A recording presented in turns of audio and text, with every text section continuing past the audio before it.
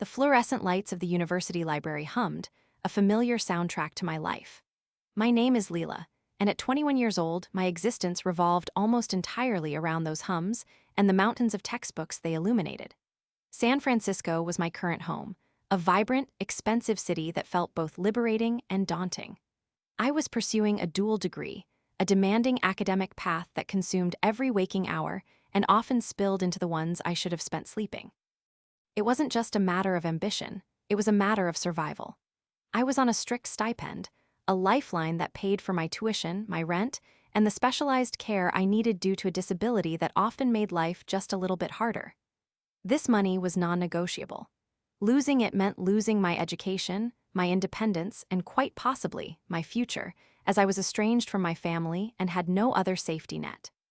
My grades were, quite literally, perfect, the equivalent of a straight A, and I intended to keep them that way.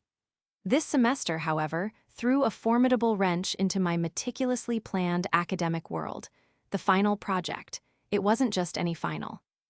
It was a comprehensive, 6-week-long group endeavor that required us to write a detailed essay on a topic relevant to our field of study, design a scientific poster, deliver a 30-minute presentation to the entire class and 2 professors, and then face a rigorous quiz session afterwards. The sheer scope of it was enough to make even the most dedicated student break a sweat.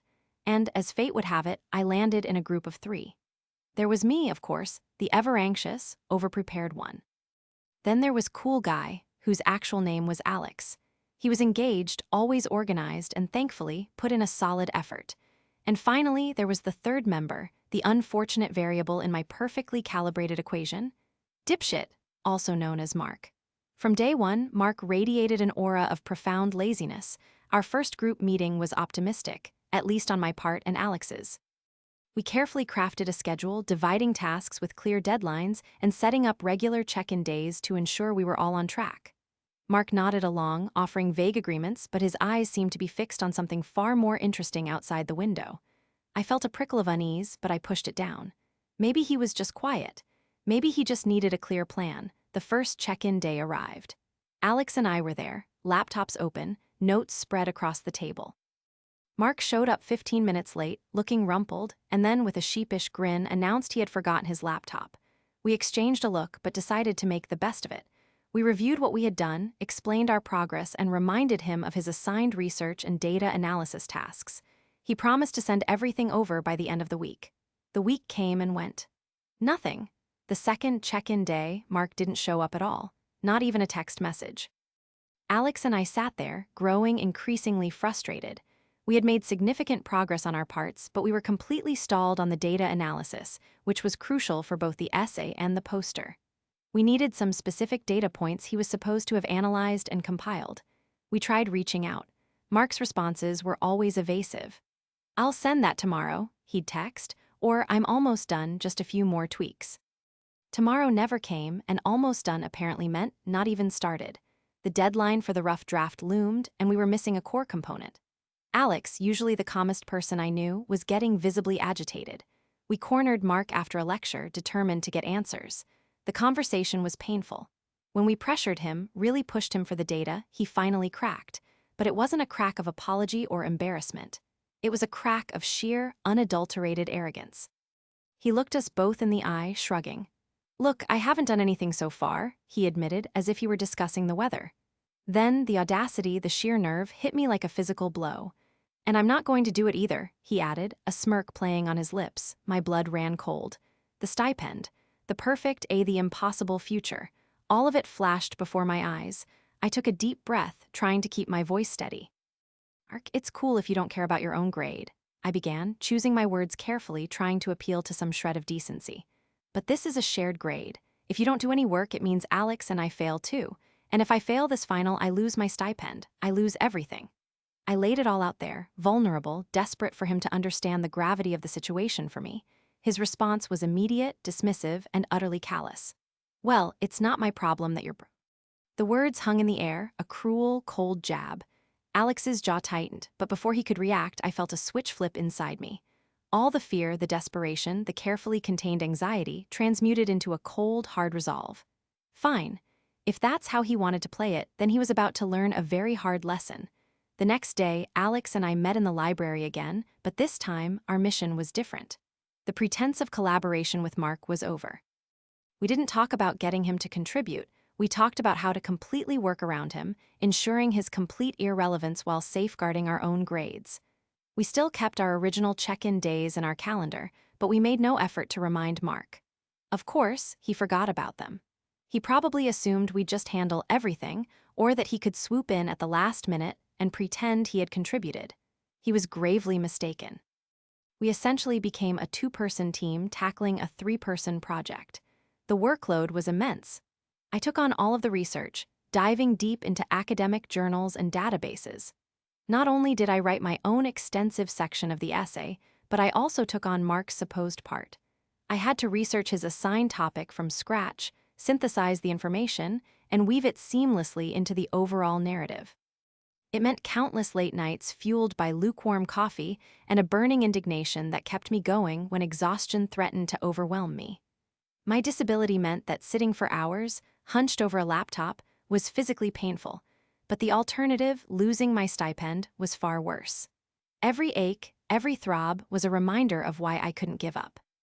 Alex, meanwhile, compiled all the data from our interviews, meticulously organizing it and creating intricate charts and graphs that Mark had been assigned to analyze. He also took the lead on designing the scientific poster, a visually stunning and information-rich display that perfectly summarized our findings. We collaborated on the presentation outline, deciding exactly what each of us would say, ensuring a smooth, logical flow from my introduction to Alex's detailed analysis. We also spent hours preparing for the quiz portion, anticipating every possible question the professors might throw at us, rehearsing our answers until they felt natural and confident. We didn't tell Mark any of it. He was a ghost, a name on the project roster, but utterly absent from the actual work. The crucial turning point came when we decided to formalize Mark's exclusion.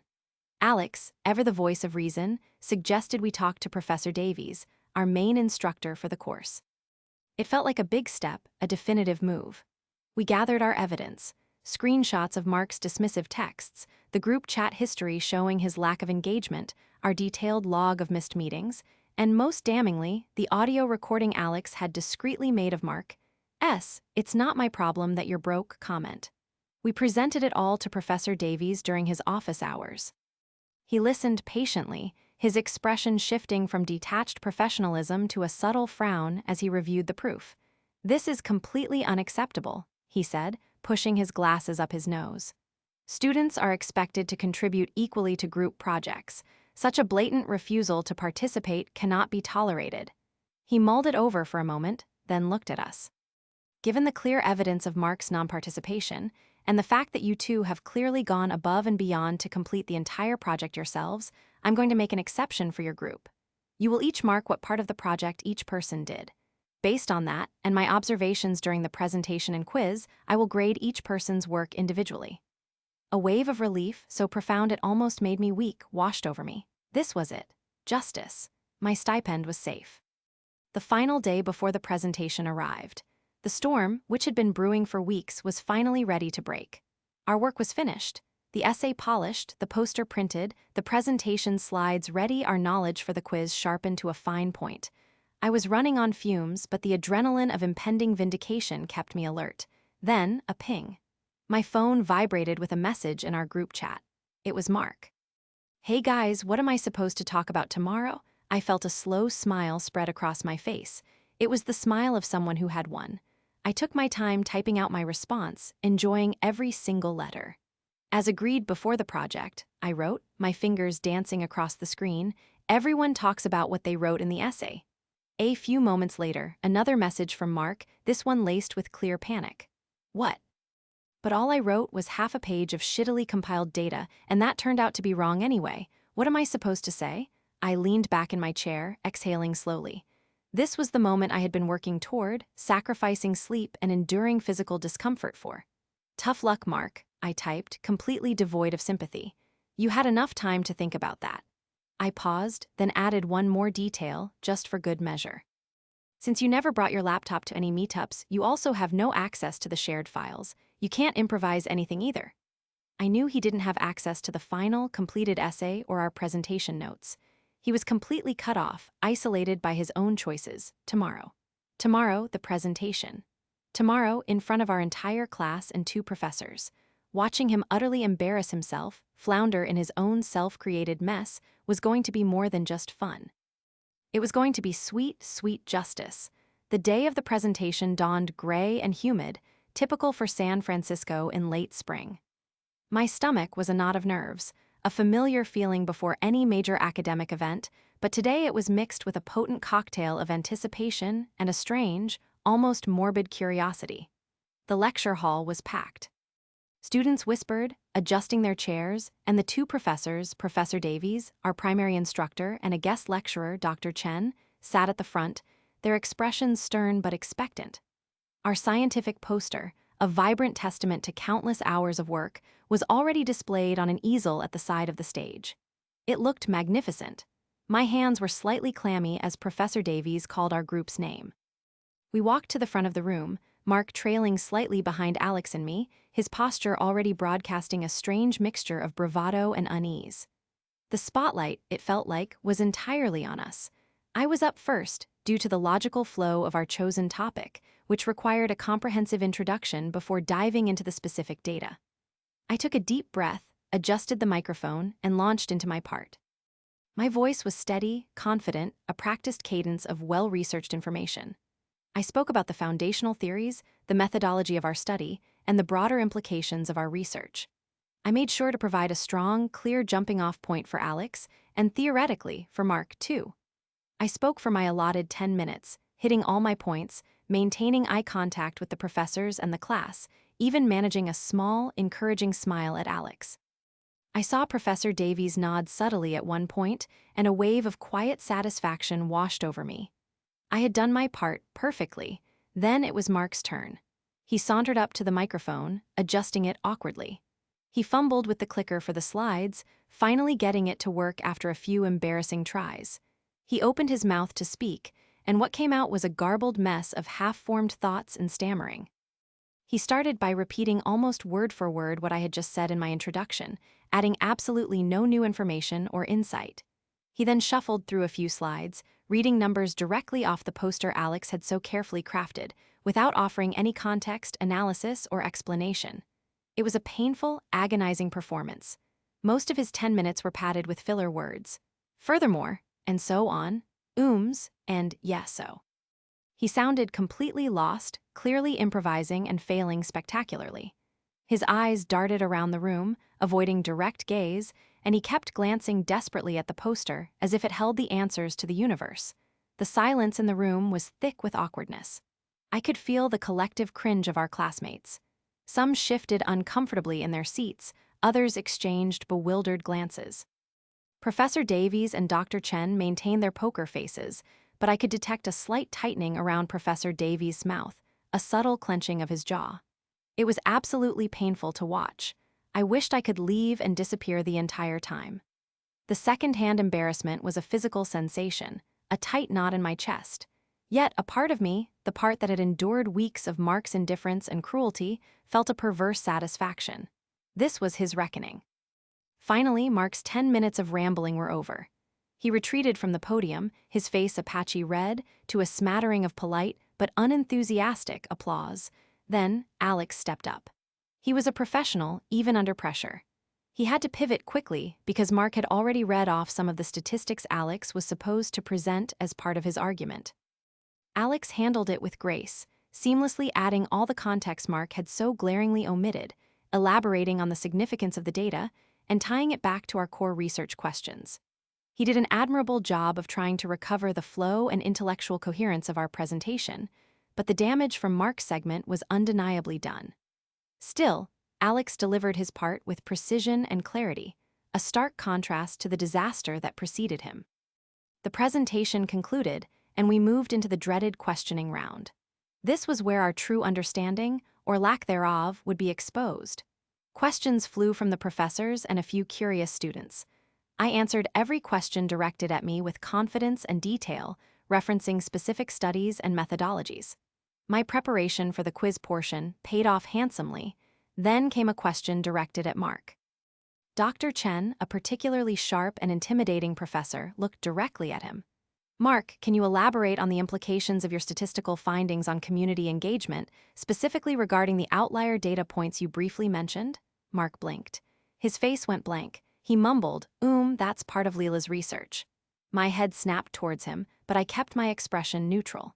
The question was, in fact, not part of my specific research. It was tied to the data analysis that he was supposed to have done. But because I had read and absorbed the entire essay, every piece of research that Alex and I had compiled, I knew the answer. I could have easily let him squirm, but my integrity and the group's overall grade were still at stake. Professor Davies, however, had already told us about individual grading. Another question for Mark from a student this time: what theoretical frameworks informed your approach to the qualitative data analysis? Mark hesitated, then even more weakly repeated, that's part of Lila's research. This happened not once, not twice, but 4 different times. Every single time Mark was asked a specific, in-depth question about his supposed section or the overall project, he deflected, stating it was part of Lila's research. It was ridiculous. He had contributed nothing, yet he was now trying to use my comprehensive knowledge as a shield. The irony was not lost on me. In fact, his inability to answer anything and his repeated deflection to me only made my performance look even better. I still knew all the answers, even for the questions he tried to push onto my plate, which subtly reinforced that I had done his work too. The questioning round finally ended, and we were dismissed. The air in the lecture hall seemed to light instantly. As we gathered our things, I saw Professor Davies exchange a long, meaningful look with Dr. Chen. I knew exactly what that look meant. We wouldn't get our grades for a few weeks, but I had a strong feeling about the outcome. Based on my performance, the professor's reactions, and the obvious disparity in contributions, I felt confident that I would, at the very least, get something passable, if not the perfect A I desperately needed. Mark, on the other hand, had not even filled the minimum requirements for his part of the presentation, let alone the essay or the quiz. His performance was an absolute train wreck, a public spectacle of unpreparedness and incompetence. All in all, the experience was just painfully awkward cringe. I spent most of Mark's segment and his questioning round wishing the ground would swallow me whole. But as I walked out of that lecture hall, the San Francisco fog beginning to roll in, a profound sense of relief settled over me. I had faced a significant threat to my academic career and my future, and I had overcome it. My stipend, my hard-won independence, was secure. Mark's laziness had threatened to derail everything, but instead, it had only highlighted my own resilience and dedication. And that, I realized, was a victory in itself.